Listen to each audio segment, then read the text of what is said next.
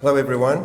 First of all, I've got to thank the guy who broke down on the Balti Bridge this morning, because you got to hear from Robin first, which is much more appropriate and better. So thank you, Robin, for the very moving story. A bit of a cook's tour over the past and the present, and hopefully some ideas about the future, which is really going to be created by the people in the room. So thank you all for coming. It's amazing, really, that this is such a simple idea, intervening early with people with potentially life-threatening or serious disabling illnesses, and not accepting that everyone has to become disabled, which is certainly the way it was presented to me when I first started in psychiatry in the early 80s. People were given absolutely no hope of recovery whatsoever. That was like a death sentence, really, a psychological death sentence.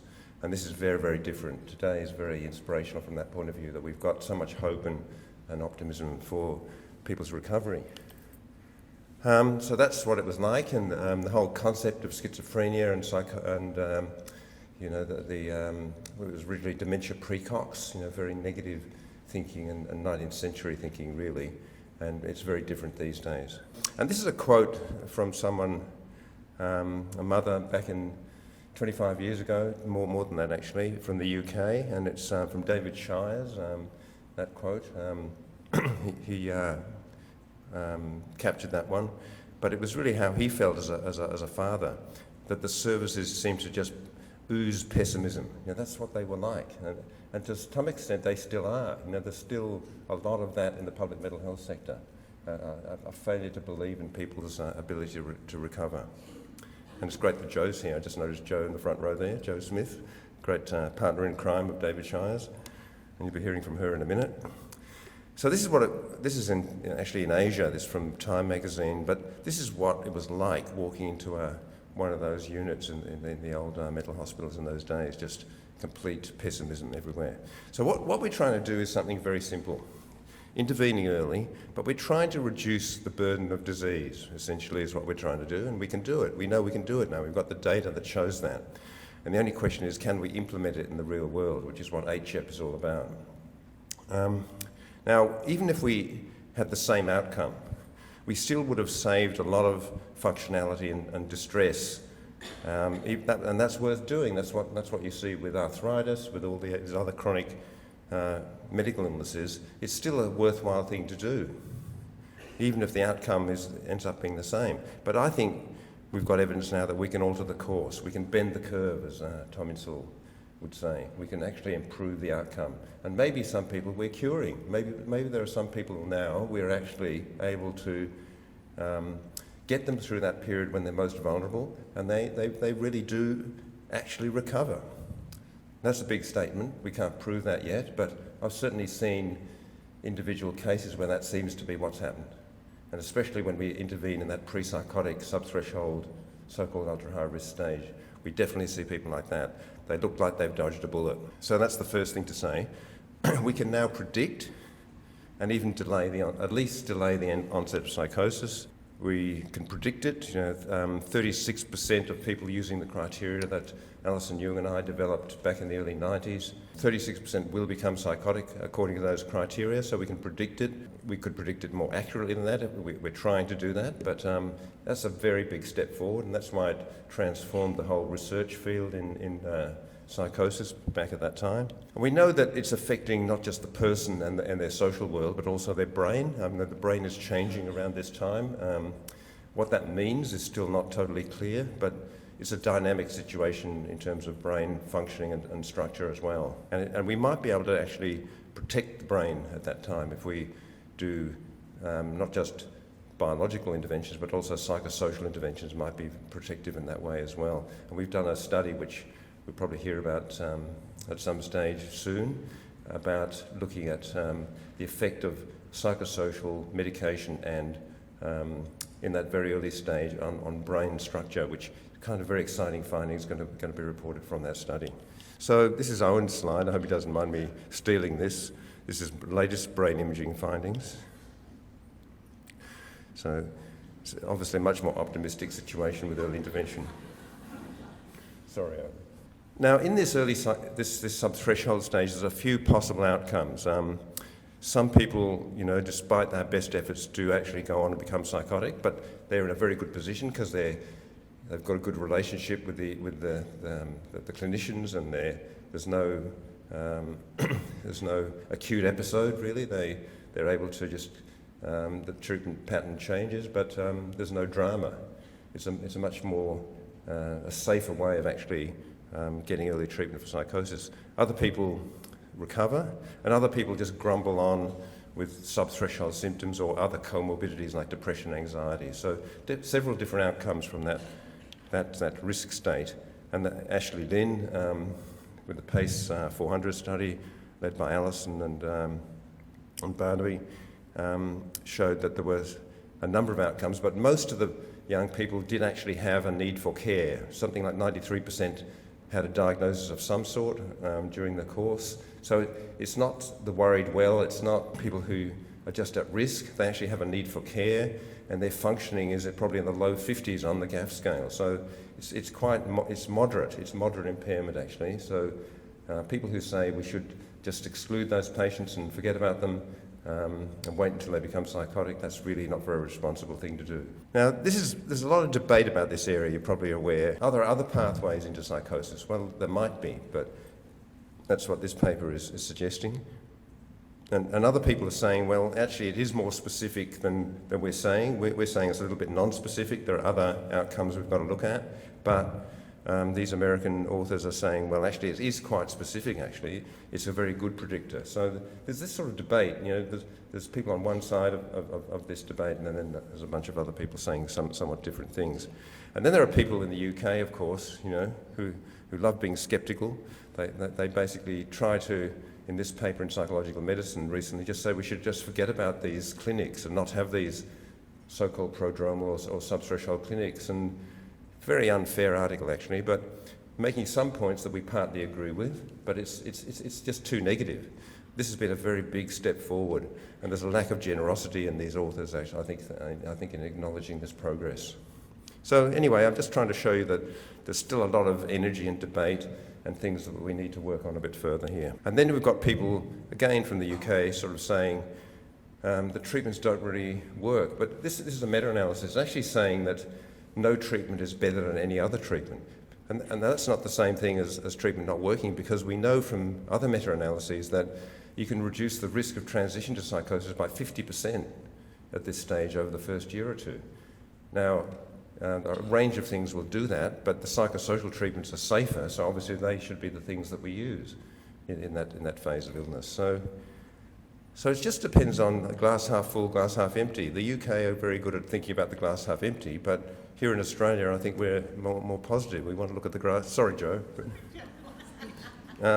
It's really the IOP, it's not the whole of the UK. I think the beauty of this area is that it's opened the gateway to early intervention for a whole range of emerging mental health problems, actually. So that's what we call the transdiagnostic approach, and that's obviously very congruent with what we're doing with Headspace and with Headspace Plus. And this opens this idea of clinical staging, which is obviously borrowed from other areas of healthcare. And we started off with the ultra-high risk for psychosis state, but as you can see, it's kind of undifferentiated, and there are a number of possible outcomes diagnostically, and also these diagnoses overlap. All the clinicians in the room will know that the people that we see have not read the textbooks. They've got lots of different symptom clusters for different areas, so that's a challenge for the way we go about diagnosing and treating. And this idea is starting to take hold in key sectors in mental health. This is from the Lancet Commission on Global Mental Health last October, and we see staging as a model embedded in that document. So it's a way of actually structuring thinking and services and research in a stepwise or stage-based way, so that the treatment is proportional to the problem. You don't over-treat, but you don't under-treat. So that's the meta-analysis I was talking about, which shows the major reduction in risk from the Netherlands. So we've made a lot of progress, but it's a gateway to the next stage, which I'll come back to in a minute. Now, DUP, duration of untreated psychosis. This has probably worked better in the UK because it's also the Democratic Unionist Party in Northern Ireland, and this is Ian Paisley. So DUP is a kind of very important concept. The Norwegians probably have done the best study in this area. Jan Olav Johannes and colleagues in Stavanger. They showed that if you do reduce the DUP experimentally, the outcome is better, even 10 years later. And the recovery rate's about twice as good as what you get with a long DUP, with a short DUP. So it's very important to find the patients early. And it does seem to be, I would say the first 6 months are very important. But even in the US, they found less than 74 weeks, these programs seem to work better.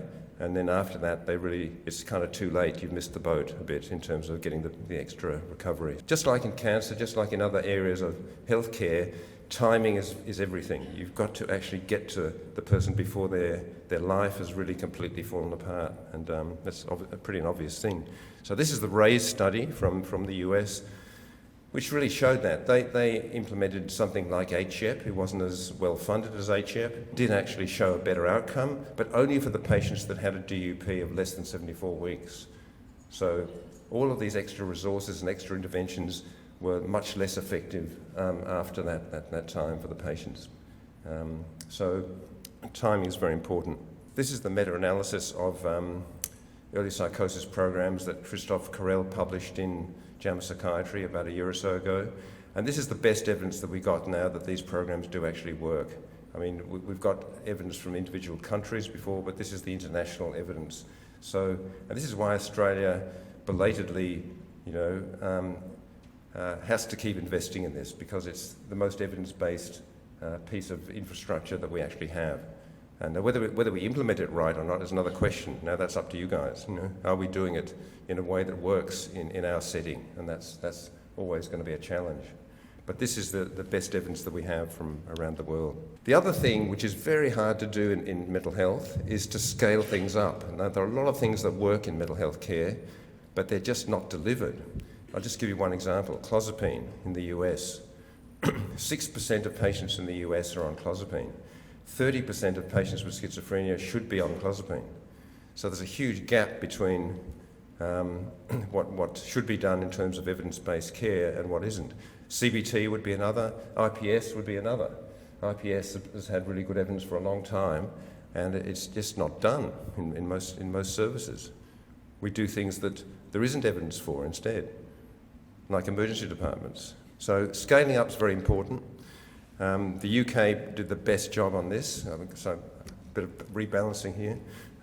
They did a wonderful job, thanks to Joe and David and Max Birchwood, and there are a lot of other colleagues in the UK. So this was very successful under the Blair government.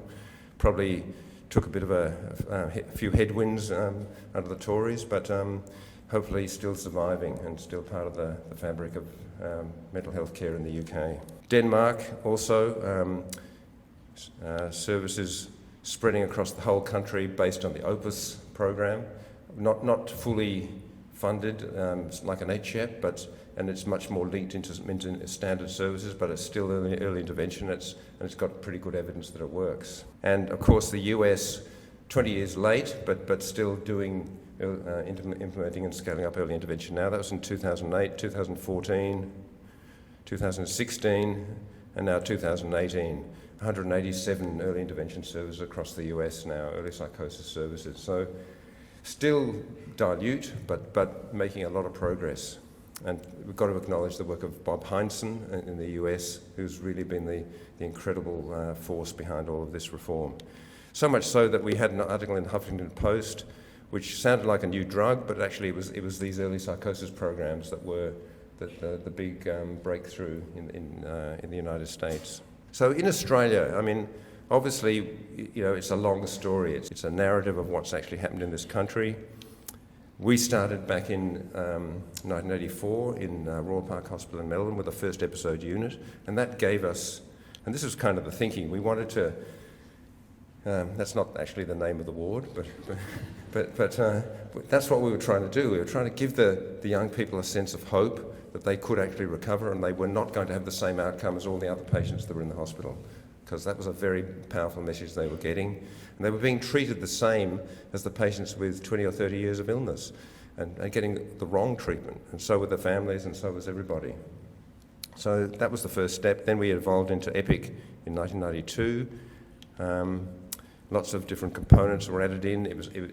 Rather than being an inpatient service, it was a community mental health service with some inpatient beds attached to it. It was flipped on its head, really. So most of the resources were in the community. That was what was happening in mental health care more generally at the time. It's failed, in Australia. So there's been disinvestment in community mental health since then, so it's kind of crumbled. But that was the idea, that we shift the focus to intervening in where people live so they don't actually have to come into institutional settings. Now we've got to rebuild that now. Luckily, there were collaborative leaders all around the world coming to the same conclusion at the same time. They formed the International Early Psychosis Association. We had a series of conferences. The first one was in '96, and we've now had 11 of them, and the 12th one is going to be in Brazil next year. So this is an international movement, scientifically driven, but embedded in the coalface. We had conferences like this. The first one of these sorts of early psychosis conference was in 1994. Then we kind of moved into the more international world.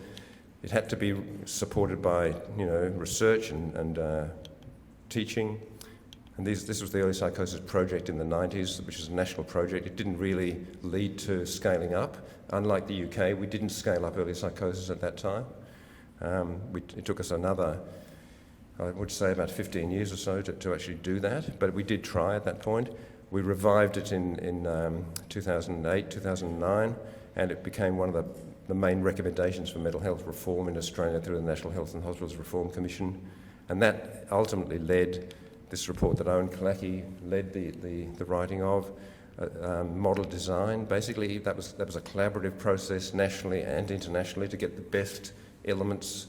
We spoke to everyone that was doing this work around the world, and it distilled into the model that you guys are now actually working with.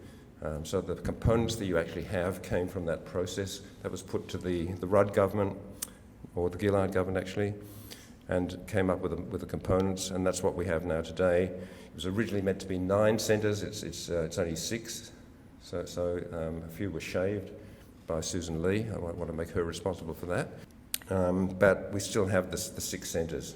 They're reasonably high fidelity to the model. It's a very important principle because in some places there's no specification of what you have to do to call yourself an early psychosis program. You can just put out the sign and pretend that's what you're doing. But this is very high fidelity and it's measured.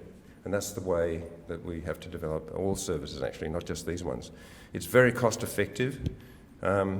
Just to pick, this is from Jonathan Campion in the Lancet Psychiatry, based on UK data.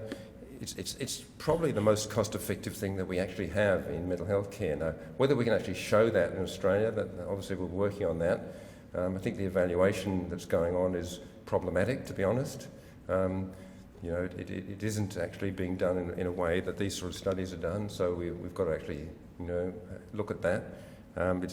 We don't want to look at hospital beds, we want to look at functional outcomes. We want to look at functional recovery here. That's what people want, and that's what we should measure, and that's where all the economic benefits are. If you just get this narrow focus of looking under the light, because that's where you think you dropped your keys, that's not the right way to look at evaluation. This is real-world data from Canada, and it shows it's not just from research studies, it's just from real-world early psychosis programs. And if you're in one of these programs, your mortality risk is 4 times lower than if you're in a standard adult mental health service. That's incredibly important data. That was published in about a year or 2 ago. Now, this is just a little bit of nostalgia here.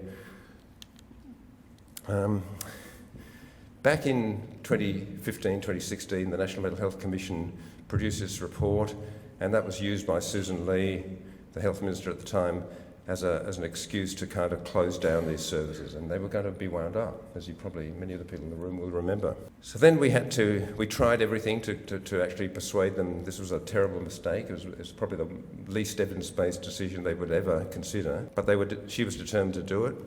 So in the end, we had to just go to the media, and that ended up in the middle of an election campaign. Malcolm Turnbull, to his credit, the Prime Minister at the time, stepped in and said, "We're not going to do that, sorry Susan." And actually the services were refunded and they had another chance. But it caused tremendous confusion and instability amongst all the programs, and I'm sure it harmed patients. I'm sure it harmed patients and families, that process. Very, very irresponsible behaviour. I've got to thank the Sunday Telegraph because they put it on the front page of the paper in the middle of an election campaign, and that's what really saved the programs. Within days, Malcolm Turnbull is there promising not just that, but another $200 million for mental health care. So it's a good lesson for our field. Don't be afraid to speak out.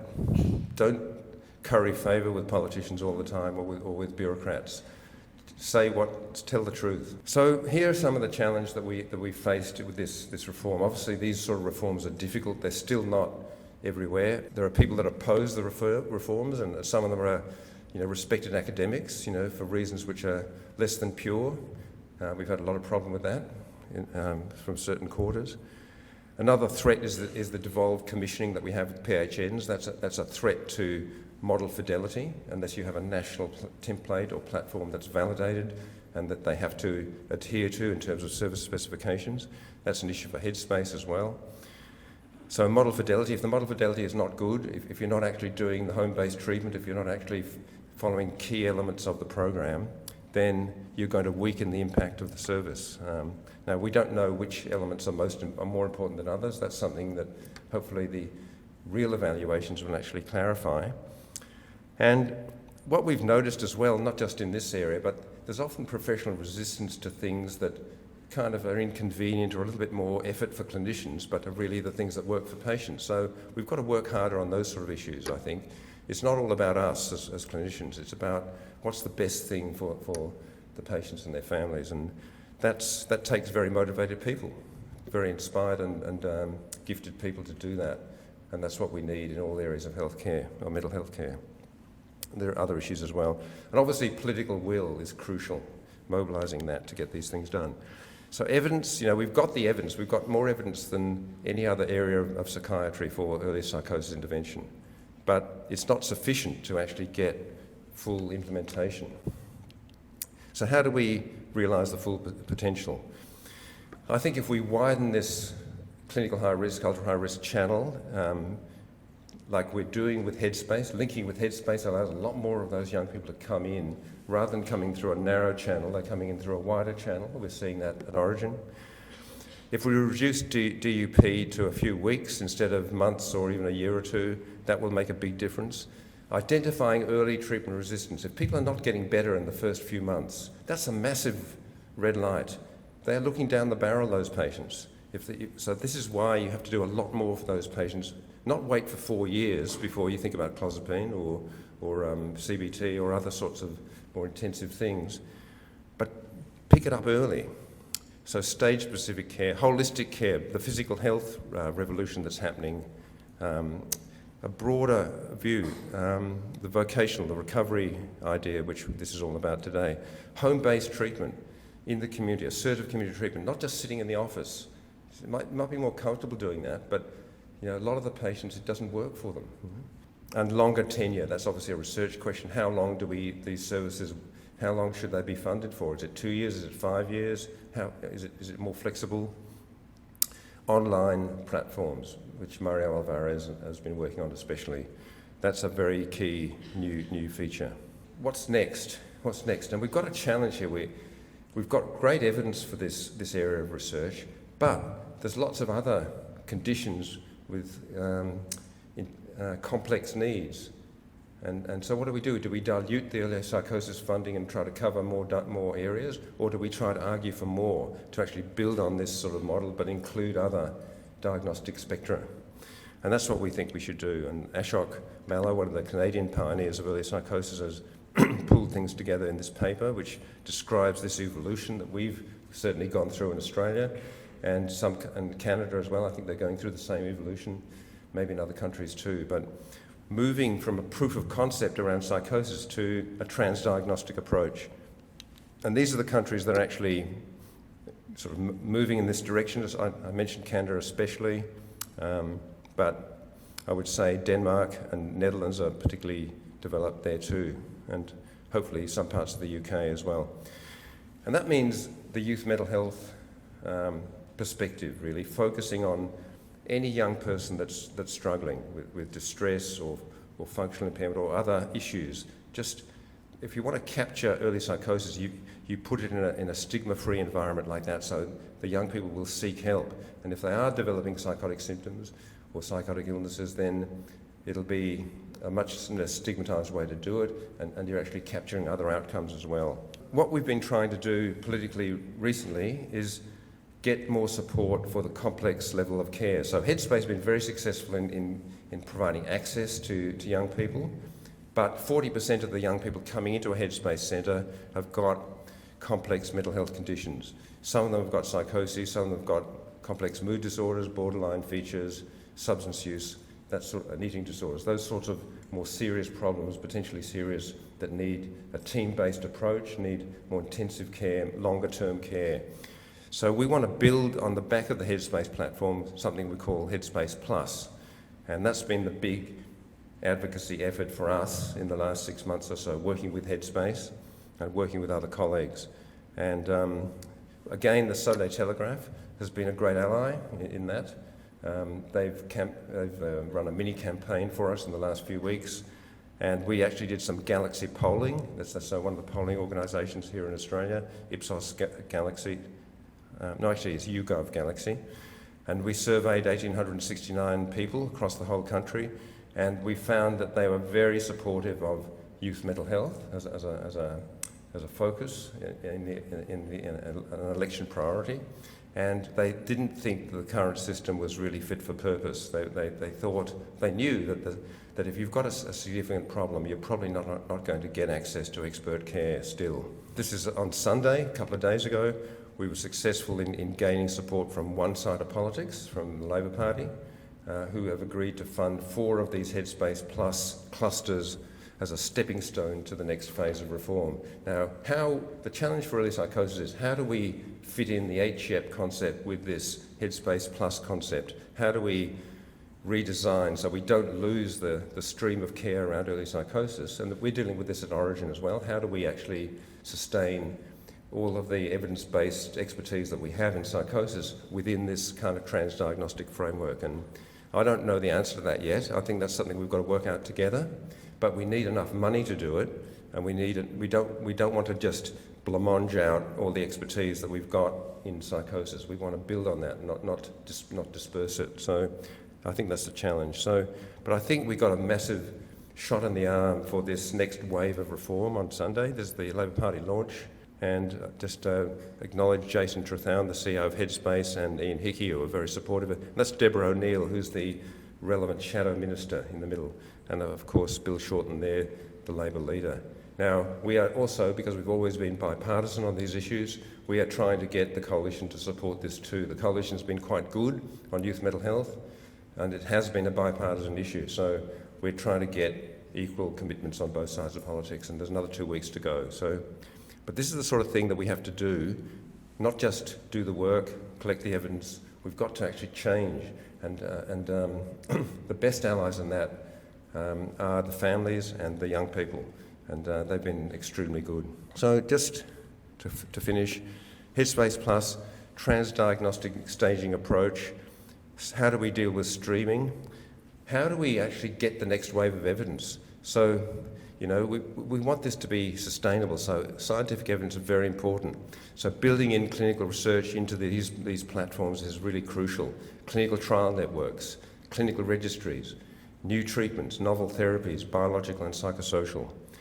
And then there's the other issue of globalisation, working through a collaborative leadership model with colleagues and leaders in other countries like we have done in early psychosis. And then there are a couple of things in Australia that are going to help us, I think. The Productivity Commission inquiry, which is going to show the economic value as well as the human value investing in mental health care.